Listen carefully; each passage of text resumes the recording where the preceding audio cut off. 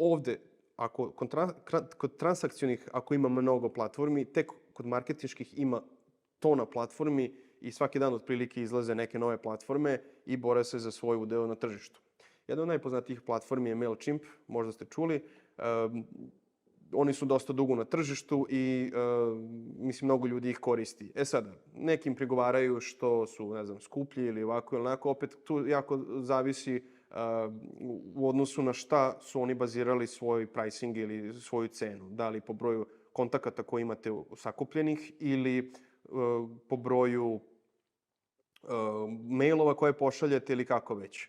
Dakle, imamo tu MailChimp, imamo MailerLite koji je isto dosta popularan u današnje vreme i tako dalje. Pokazujem ove primere čisto da biste mogli sami da istražujete dalje ako vas ovo zanima ili možda ste sada u periodu kada tražite ili razmišljate o email marketingu. I da čisto prepoznate, da imate kao referencu, da biste mogli da prepoznate kako izgleda platforma koja radi upravo to i ako jedan od najlakših načina je recimo se uhvatite jedne platforme, recimo MailChimp i onda da ukucate Google MailChimp Alternatives i onda će vam izaći još gomila nekih platformi koje je slične tome. Dakle, opet kažem, ove platforme, dva iz mog ugla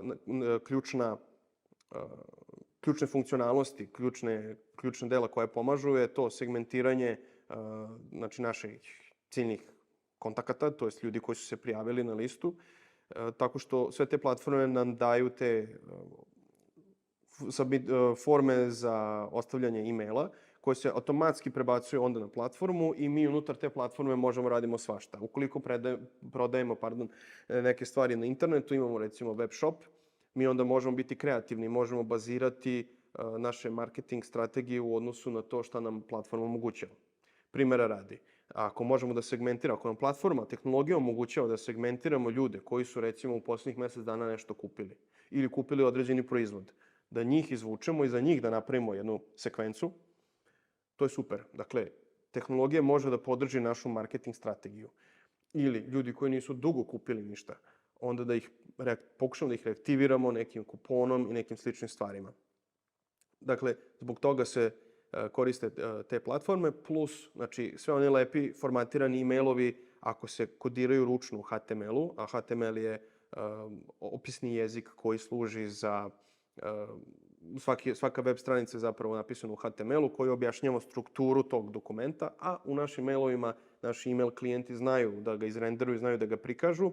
Međutim, to je uvijek bio pakao i ko se bavio time, kao ko je bio programer ili jeste programer i bavio se time, to se uglavnom daje ljudima po kazni da rade, da ručno kodiraju e-mailove, zato što to je vrlo, vrlo naporno raditi. Jedna od ključnih stvari je ta što email klijenti znaju drugačije da renderuju taj HTML i onda u nekim email klijentima, recimo u Gmailu, Yahoo lepo izgleda, a u, ne znam, Outlooku se razleti taj layout, znači to kako smo mi posložili. I zato nam mnogo znači da imamo ovakve platforme gde mi lako možemo da napravimo naš dizajn, a oni se brinu o tome, o svim tim sitnicama koje bismo inače ručno morali da kodiramo, oni to nama omogućavaju.